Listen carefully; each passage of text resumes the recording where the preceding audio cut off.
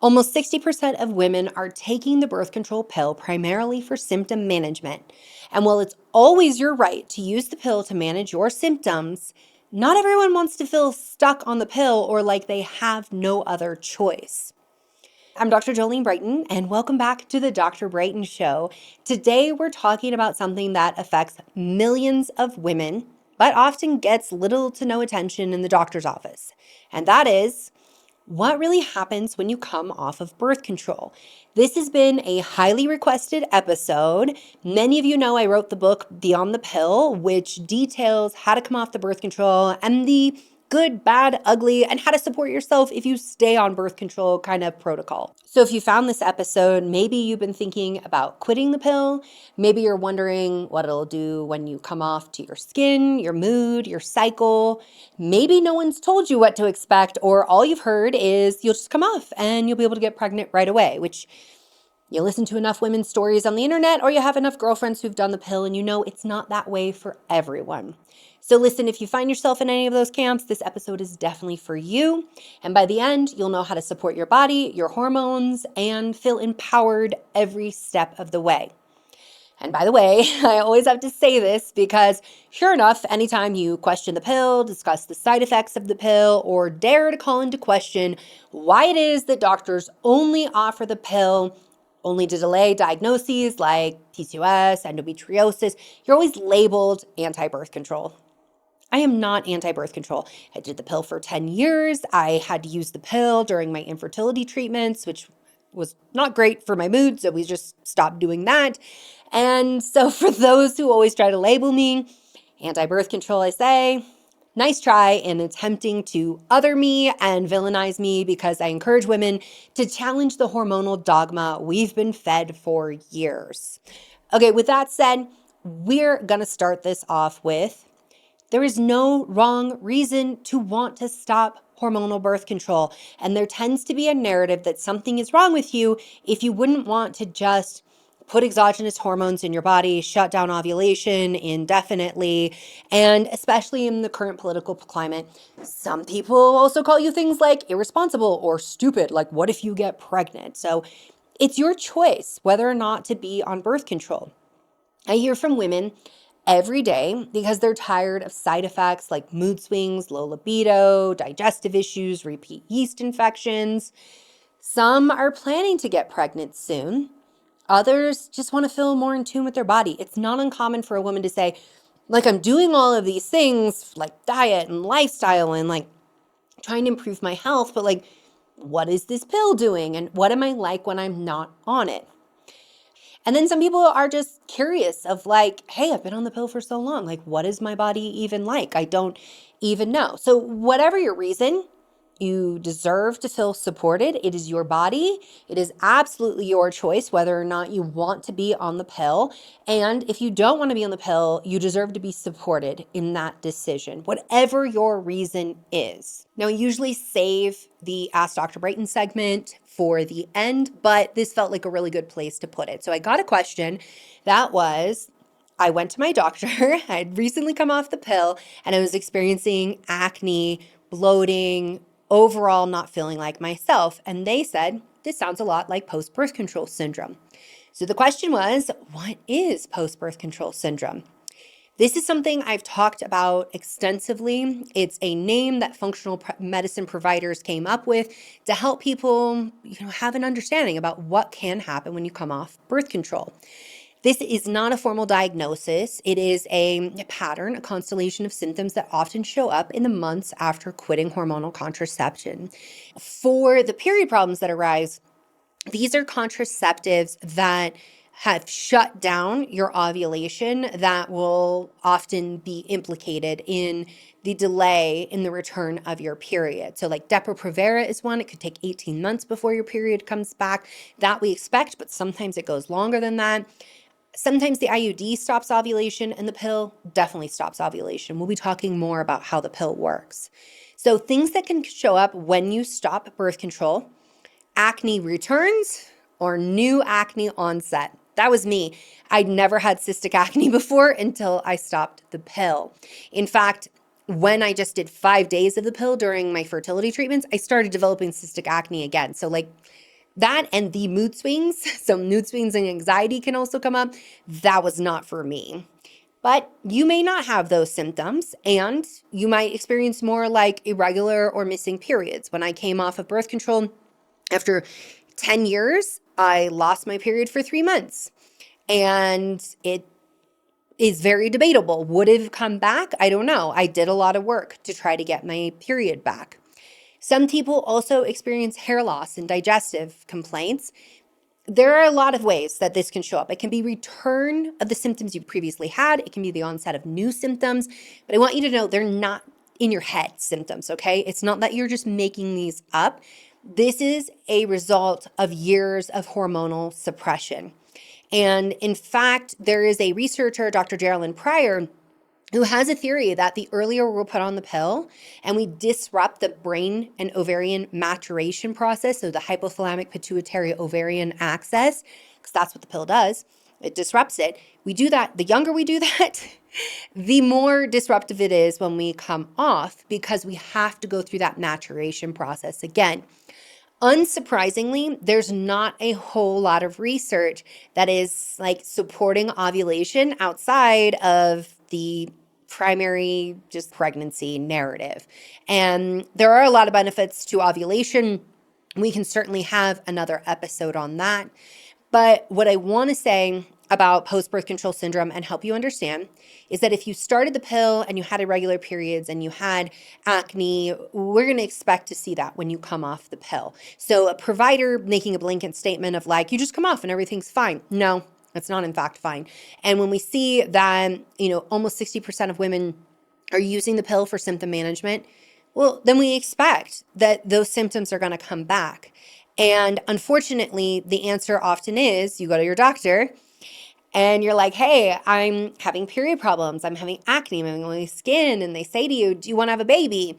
No, not right now. Great, get back on the pill. But I don't want to do the pill. What's wrong with you? Why wouldn't you want to do the pill? You have the pill. Women wanted access to the pill forever. Do you not know? Listen, she said she didn't want to have the pill, and she also shouldn't be just reduced to whether or not she wants to have a baby in terms of whether or not you will actually give her treatment. So we can have the return of symptoms, or we can have new onset of symptoms. This is usually where doctors will gaslight the hell out of you. And this happened to me. I lost my period. I got cystic acne. I had oily skin. And my doctor literally said, oh, I think you've just had PCOS this whole time. No, I didn't have PCOS. I had heavy, horrible, horrific, painful periods. I counted down every single day towards my period like it was doomsday. It was coming for me. I was like, oh God, I'm dreading it. They were regular. He's like, you're misremembering your period. I'm like, No, you don't misremember something that bad, that traumatic. Bleeding through your clothes at school. Thank God in the 90s, we wore sweatshirts around our waist. That was cool because I was always having to cover that up. Anyhow, this is where doctors will often gaslight you and say no, it's either just the return of symptoms that you always had, or this isn't actually happening. It's not as bad as you think. You're misremembering. Women know their bodies. You know the body you're living in. You know you're normal better than anyone else. So please don't let people gaslight you. I have a whole episode on painful periods, and I go through the statistics of gaslighting and talk about it in depth. I will link to that. So it is possible that you come off birth control and everything's fine. Those women exist too. And I love that for them. It wasn't me, and it's not the patients who come to see me. Because why would they come to see me? Everything's fine. They don't need to see me. But I've heard enough women's stories. And in fact, at one point in my clinical practice, people would call my office and they would say, I heard you're a doctor who actually believes women's birth control stories. And that struck me of what the hell are we doing in medicine that women are using that language? It would be on their intake forms. You actually believe women. Everybody should believe women. What? Okay, so let's keep going into why these things can happen as you come off birth control. Because birth control is doing a lot of things while you're on it besides just preventing pregnancy. And we do love that pregnancy prevention part. So what happens in your body after stopping the pill? Let's break this down. Hormonal birth control works by suppressing ovulation and altering your natural hormonal rhythms. It does this through brain ovarian communication disruption. Basically, brain and ovaries stop talking. So you're taking a large enough dose of hormones that your liver still gets to metabolize it, break it down, but it's still so much that it sends a negative feedback loop to your brain and says, hey, plenty of hormones, no need to tell the ovaries to make more. So as a result, your ovaries stop working. So no FSH, no LH from the brain, no stimulation of the ovaries, no ovulation. We love that. Secondary mechanism is that progesterone can thicken the cervical fluid to help prevent sperm from making it through. If you read and Be on the Pill or you caught this back in the day, Kim Kardashian talked about how being on the pill shrinks your ovaries. Yes, so we don't do AMH, anti-Müllerian hormone testing for fertility, and we're not going to do a transvaginal ultrasound and expect to see normal size functioning ovaries. This is reversible, by the way. So she freaked everybody out when she said that, but it's because the ovaries are on hiatus. They're not working. So, by the way, so if you're like, well, when do I test an AMH? We wait at least 3 months when you come off the pill to test your AMH, because otherwise your ovaries look old, but it's artificial and it's temporary, okay? I just really want to emphasize that because people get really in a panic when they hear that. And also, they get really in a panic when their doctor runs an AMH and they're on the pill and their doctor's like, you are never going to be able to get pregnant. You have like no egg stores. It's like, the follicles are not being recruited. They're not being built. We're not ovulating, because that's how the pill is meant to work. Now, once you stop the pill, your body, your brain, and ovaries get to relearn how to do the cycle all over again. And for some women, that happens immediately. Ovulation comes back within a few weeks. But for others, it takes time, especially of those who went on the pill for regular periods or PCOS, polycystic ovarian syndrome. It can take months sometimes. 6 months is not abnormal. And for other women who started it really young and have been on it for a really long period of time, like decades, it can sometimes take longer. Like I said, there's research suggesting that there's an entire maturation process that we should not be interrupting in young women. And I know that's sticky and that's hard because, like, we also don't want 14-year-olds to get pregnant. And sometimes the pill feels like the best choice. So this is where just understanding and having a true informed consent about what the pill is doing and what it might look like when you come off. Now, I'm going to go through key symptoms to track and how to support your body through this. There's really 5 areas that I look at in supporting someone who's coming off the pill. So number 1 is replenishing nutrient stores. Number 2 is supporting your hormonal detox pathways through your liver, your gut, your kidneys, making sure that we are healing the gut, addressing any gut issues that are going on, identifying what your hormonal issue might be or your hormonal imbalance, especially the one that may have driven you on there. Like, is it PCOS? Is it hypothyroidism? And then we need to examine, do we need to reverse the metabolic mayhem that can come with being on the pill?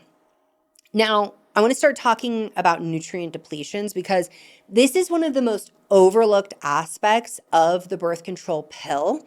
And it's something that we've known about since the 1970s. And research studies have said if you have someone on the pill, they should be taking a multivitamin or prenatal. And why is that? Well, because the pill fails. With typical use, the pill is going to fail. In some people, they're going to get pregnant.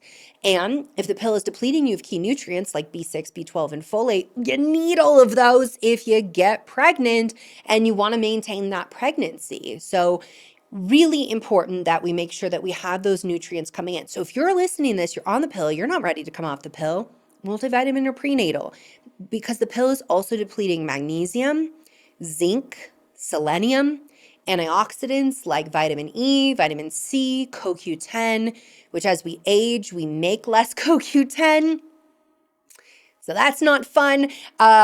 So we just really have to be mindful that if we're ever on a medication, and this is what's weird, Any other medication that you're on that's known to deplete nutrients, they're like statins. Oh, CoQ10, give you that. We know that like metformin, there's possibility of B12. Make sure that we give you that. We're monitoring that.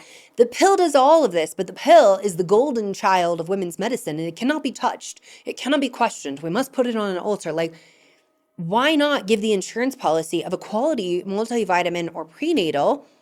Yeah, there's some junk ones out there that are just expensive urine or poop, but like women need to have these nutrients, and not everybody's diet's perfect. Especially, I mean, how was your diet when you were a teenager? Mine wasn't so great. So these nutrient depletions, they can affect you. They can affect thyroid function, anxiety, your mood overall, your energy levels. So step number one in coming off the pill is replenishing these nutrients. I always start with food first, and then we look at high quality supplementation. We have to work on the dietary aspect, but we have to acknowledge that not everybody's diet's going to be perfect. Food deserts exist. Access to food can be an issue, and yet people need to use the birth control pill or they might be coming off. Okay, now supporting detox and elimination is important. Some people have mistakenly said, like, you cannot detox the birth control pill unless you're doing specific things. Your body runs detox pathways, but it does require certain inputs, right? Your kidneys detox, but how do they do that without water? You have to take in water. Now, the liver is what's playing a huge role in clearing these synthetic hormones from your system. They also clear your endogenous hormones, what you make, and the metabolic waste that you generate. So during this transition, we want to love up the liver by including things like cruciferous vegetables, broccoli, arugula, cauliflower, Brussels sprouts, kale. All of these, I love to have people include in daily rotation of their diet. Broccoli sprouts as well, about 2 tablespoons. This was really important for me to start clearing my acne. And if you're someone who's scared about acne, definitely making sure we're bringing on those nutrients. Sometimes we do bring on supplements like calcium D-glucarate, DIM, sulforaphane, selenium to help support detox pathways, as well as looking at making sure we're getting enough protein. We need amino acids to be able to do that as well. And staying hydrated, making sure that you are drinking plenty of filtered water, moving your lymph with dry skin brushing, gentle massage, or doing exercise can also be helpful. And then, of course, daily bowel movements, because if you're not pooping, you're not detoxifying. That is one of the primary ways that we move metabolic waste out of our system. And I've got interviews with gastroenterologists that I will link to who talk about how important it is to make sure that your bowel movements are regular. So speaking of bowel movements, we also need to talk about gut health. So the birth control pill isn't all just absorbed and metabolized in the upper part of your GI. It can make its way to the lower intestine, which is where all of the good little probiotic guys live. Hormonal birth control can disrupt the microbiome. It has been shown to increase intestinal permeability, and it may even trigger inflammation in some sensitive individuals. So intestinal permeability, when it's the hyperpermeability, that's what people call leaky gut. You get gaps in the tight junctions, things get through that shouldn't. Now we've got inflammation, we've got issues going on. Some people also experience bloating, food sensitivities, constipation, IBS-like symptoms when they come off the pill. I want you to know the gut hormone connection is real. This is something that some people are like, no, I mean, even still now, people are like, no, it's not that big of an issue. And it's like, well, there's this entire estrobolome that we actually don't understand a whole lot about, but part of its job is to make sure estrogen gets out and then estrogen sticks around when we need it. Estrogen influences our microbiome greatly. We see this from the menopause research, especially. As we get into menopause and we lose estrogen, we have less microbial diversity. That's definitely a problem. That's more matched to our male counterparts.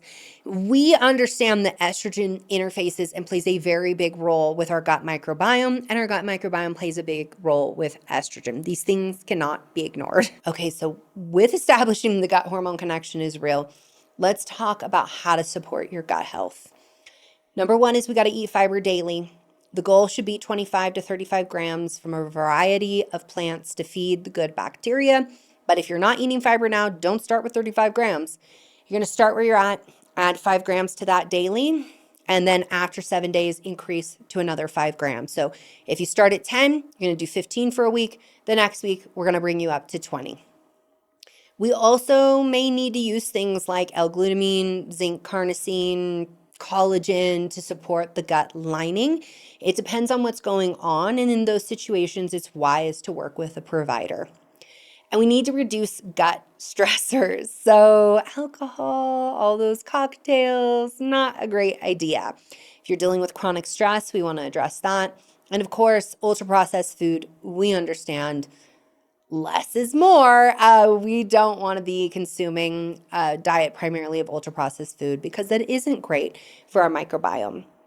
Sometimes we want to consider probiotics, especially if you're someone who's had the recurrent yeast infections, UTIs, you've had antibiotic use, you are having gas, bloating, constipation, diarrhea, and what probiotic is best for you may depend. I like a combination of spore-forming organisms and lactobacilli for women.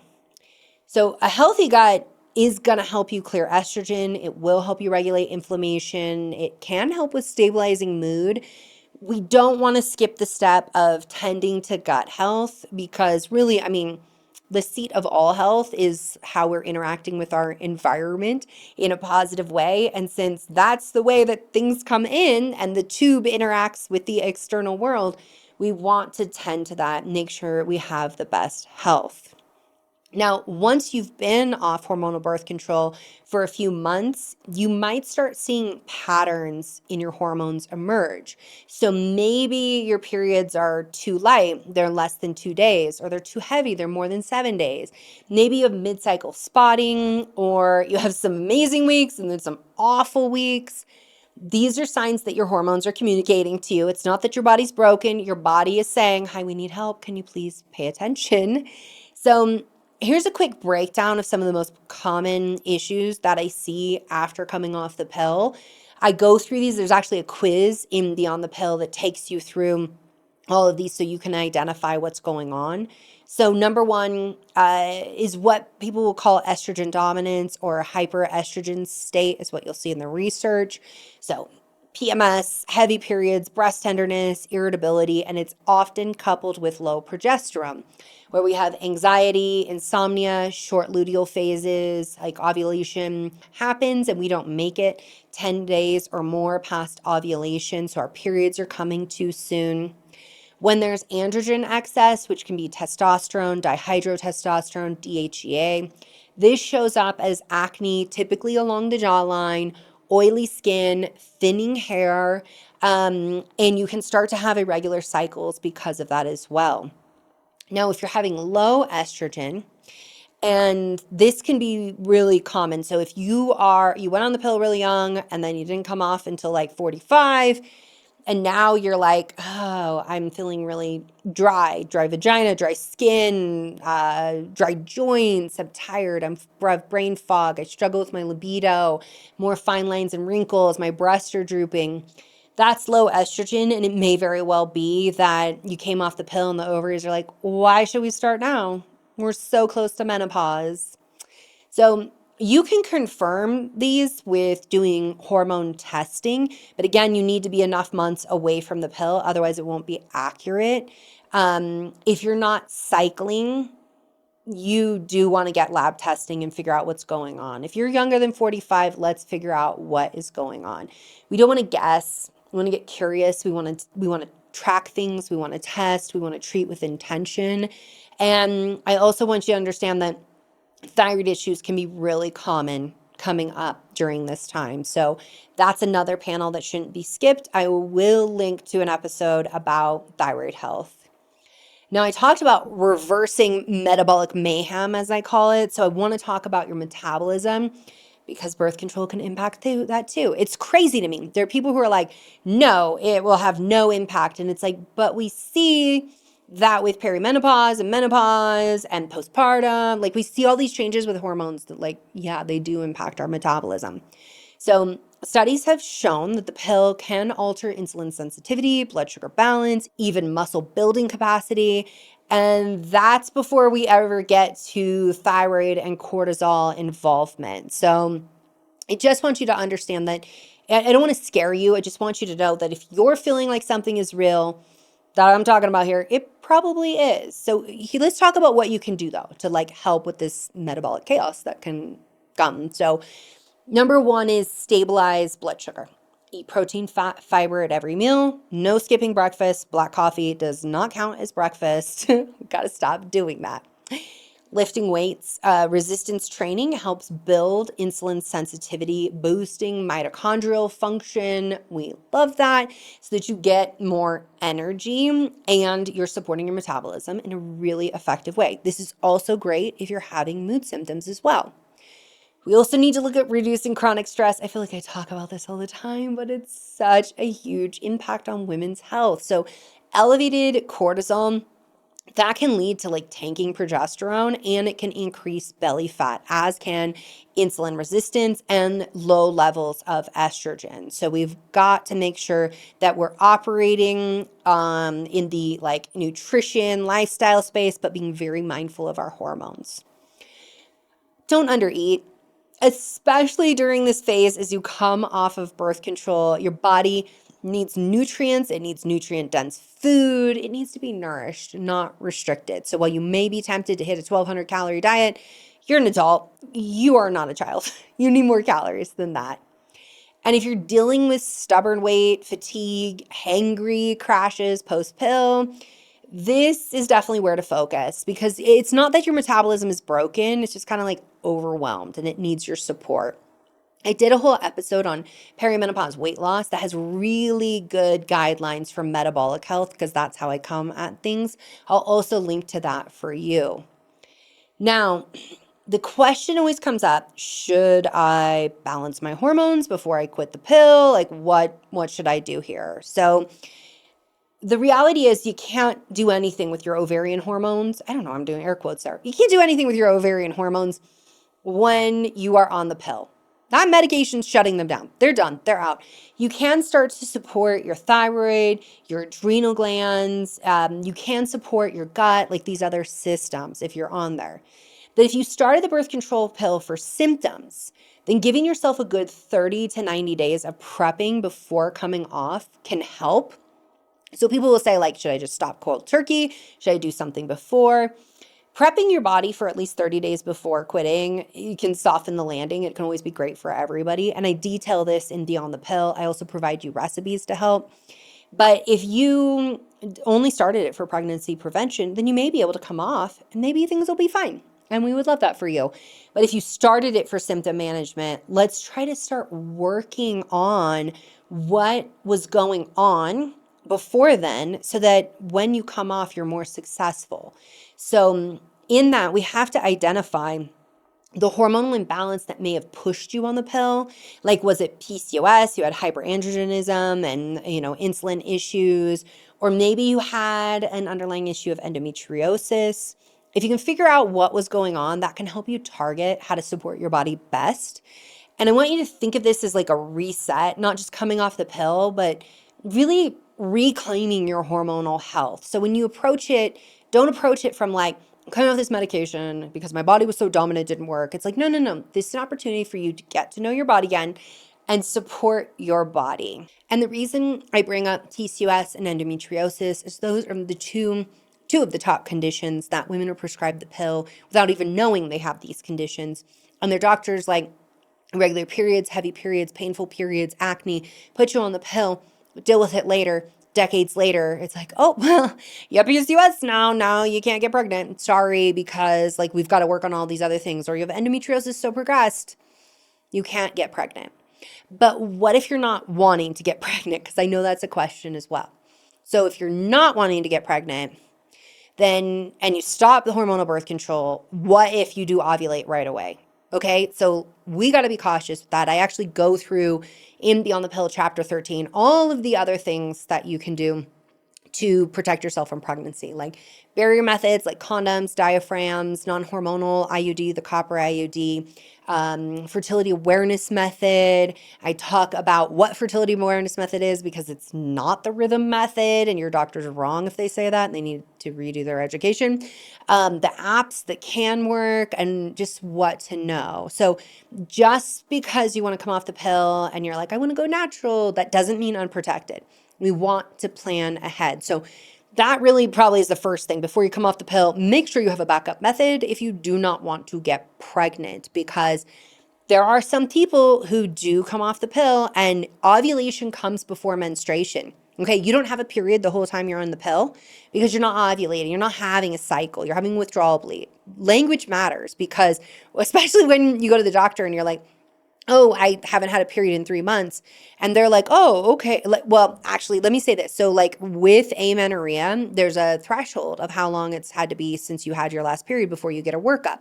And if you report regular periods and it's less than 3 months, you may not get that workup, except that being on the pill was never a regular period. So you need that workup now. You don't need to wait 3 months to see like, oh, whether or not my period comes back, especially if you are someone who's like, I'm trying to get pregnant, and you're like 38, you ain't got time to kill, okay? Doctors need to stop wasting women's reproductive time. I'll just say that. And that's where it's a good idea often to like ditch your OB-GYN and go straight to the reproductive endocrinologist. If your insurance or your means will help you do that, because you're going to get the answers you need a lot quicker and get to your goal, which is a baby in your arms. Okay, so going back to the whole pill bleeds, not periods, understanding like how your cycle works. Ovulation comes first, menstruation comes second. When you stop that pill and you get that first bleed, that's not your period. We are now waiting for ovulation to come, and you don't know when that's going to be. That means fertility awareness method's not going to work when you base it off the data of being on the pill. You don't know when ovulation is going to be. When you get the next period, ovulation occurred typically 10 days or more before then. So that's really important to understand, because just because you don't have a period doesn't mean you can't get pregnant. Ask every postpartum mom that got pregnant in the first 3 months and is like, I wish I would have known that. Why doesn't health ed just teach us this? Why does medicine, you're just as guilty of this, and health education gatekeep the information about how ovulation works and that you can't get pregnant every day out of the month? It's 1 day, sperm lives 5 days, and it's a very finite window. However, it happens before you get your period, and you need to be aware of that. I want to talk through the 30-day post-pill action plan so that you can have a plan of like where to get started. So you come off the pill, what should we do for the next 30 days? Support detoxification with lots of veggies, like 6 servings a day, fiber, hydration, movement. That's an important part of detox as well. We want to replenish nutrients. So we're building a nutrient-dense diet, and we may bring on a multivitamin or a prenatal, maybe some magnesium as well if you need that. I have a whole supplement chart and protocol in Beyond the Pill. But I want you to understand that if you are planning on getting pregnant, you want to be on that prenatal for ideally 3 months before you try to conceive. We want to track the symptoms that come up. We want to track our cycle if it comes back. Even if it's irregular at first, we want to know, we want to have the data. We want to know what's our normal, what's happening in our body, so that if we need help from a provider, we can convey that information to them. Make sure that, so I talked about moving gently for helping with lymph and circulation. We want to make sure that we have an exercise and plan in place where we start strength training. Maybe it's body weight, then we start with light weights, then we're doing heavier weight. But we want to make sure that we are supporting our body with our insulin, with stress reduction, with our mood. We also need to prioritize sleep. Your body heals while you sleep. Your hormones need you to sleep. It is really important that we are tending to our sleep. I've done enough episodes on this. I can link to some that have sleep routines in them to help you. And the last thing is to be kind to yourself. This is a transition. It's not a test where you pass or fail. One of the number one things I see is women get acne and they go right back on the pill and they feel like they failed. So what do you do if your acne returns or your periods are unbearable? Does that mean you have to just go right back on birth control? Well, what it means is that your body is talking to you. So symptoms are your body's way of communicating, and it's asking for deeper support. So you can go back on the pill. That's always an option. Or you can start looking at what could these signals mean. And this is where it's great to partner with a provider who believes in listening to patients' data, their story, and that patients know their body. And I want to remind you, because we get this narrative all the time that hormones are your enemy, therefore you need to take the pill and suppress the bad guys, when in reality, your hormones are your superpower. And when they're supported properly, you feel amazing in your body. Your skin looks amazing. Like everything is amazing. And that's my goal for you in this podcast is I always want to help support your body in feeling amazing, whether you're using a medication or you're not. And I do want to acknowledge that coming off birth control isn't always easy for everyone, but it can be empowering. Like to feel informed about your body, and you deserve to feel informed about this medication and your body. You should feel supported and confident in your body's ability to thrive and your provider's ability to support you in your choices. So if this episode has helped you or you think it could help someone else, please share it, subscribe, leave a review, check the show notes for resources. I am going to do some Ask Dr. Brighten questions here, but I just want to remind you, you're not alone. You're definitely not broken. You're just coming back home to yourself, and that journey can be a little windy sometimes when you've been leveraging a medication to prevent pregnancy or manage your symptoms. So with that said, let's get into some Ask Dr. Brighten questions. So Sarah asks, is no birth control better? I've never been on any form of birth control, but my doctor is telling me that the progesterone in the pill could help my moods. There's no progesterone in the pill. None.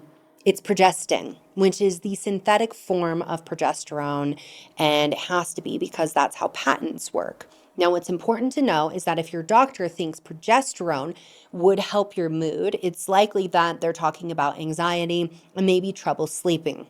Now, how does progesterone help? It gets metabolized, and the metabolite called allopregnanolone stimulates the GABA receptor in your brain. The GABA receptor in your brain just basically puts the brakes on everything, like, shh, it's okay, don't freak out, let's go to sleep. Progestin does not have the ability to do that. And medicine and research often confuses the two. You'll see research studies that say, oh, progesterone, and then you get into the methods and they're like, they use progestin. And I'm like, well, that's not the same thing. Structurally, progestin, so if you look at the chemical structure, it's different than progesterone. It doesn't have the same benefits on our mood or even on our brain health that progesterone does. So if your doctor is recommending progesterone for your mood, oral micronized progesterone, Prometrium is what we have as a bioidentical, that is a prescription, is the better route than the birth control pill, because again, no progesterone. Melanie asks, can getting off the pill trigger autoimmune disease? Here's what we know about autoimmune disease. You have to have a genetic predisposition. So if you don't have the genes for the autoimmune disease, you're not just going to get it out of the blue. Unless maybe we get some research that shows that mutations are happening due to environmental factors. But typically speaking, if you have the genes for Hashimoto's, you can get Hashimoto's. But it doesn't mean you're going to get multiple sclerosis unless you have the genes for that. Now, you need to have the genes. Intestinal hyperpermeability, the leaky gut that we talked about, usually accompanies that. So being on medications that can induce that is another risk factor. And we talked about how the pill can be one of those. And then you have to have a triggering event. So it's the 3 ingredients that goes in the cake of, woohoo, happy birthday, you got an autoimmune disease.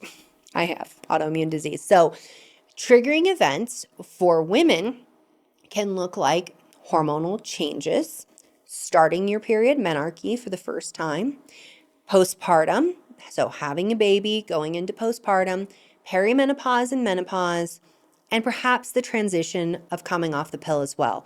We need more robust studies to understand the impact of the pill on the immune system. This is unsurprisingly not prioritized in women's medicine. This is not a conspiracy.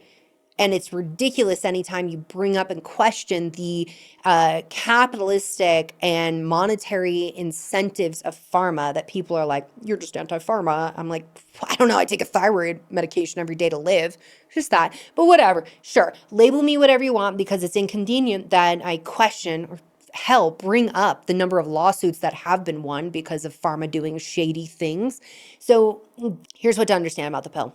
The first medication to ever be introduced into the population that did not need a doctor's diagnosis. It just needed that you had ovaries. You had ovaries and they were functional. So we put you on the pill. In fact, they can be not functional and we'll put you on the pill. So it was a huge money-making opportunity for pharma. This is not something that is out there. I mean, this is irrefutable, okay? It was like a marketing drill session, I'm sure, when they were like, oh my God, we can get women, 50% of the population on a medication. Anyhow, with that being said, there hasn't been a lot of incentive when you talk to researchers, and honestly, not a lot of them even want to say it on the camera on the Dr. Brighten Show. When you talk to researchers, they will tell you that you will be penalized if you are asking negative questions about the pill and if you're asking things that would put the pill in a negative light. So we have to see that there is monetary incentive. There is also major medical misogyny. We don't get funding. I mean, male pattern baldness gets more funding than endometriosis does. Oh man. So we don't get funding. So we don't have the studies right now. Is it a possibility? Absolutely. When you look at all of the other times in a woman's life where she's susceptible, it is these hormonal moments. And there's some people in the population who are very hormonally sensitive, and they tend to also fall within the neurodivergent category, and then those are people who can be at higher risk for immune dysregulation and for autoimmune disease. So, is it possible? Yes. Is it the only triggering event? No. There's lots of other things, but when you look at these major hormonal shifts in women's lives, it's like anyone who's telling you coming off the pill is not a major hormonal shift. Like, excuse me. I went from not ovulating, not having my brain and ovaries function, and talk to each other. Your brain's still functioning, by the way, but your brain's not talking to your ovaries.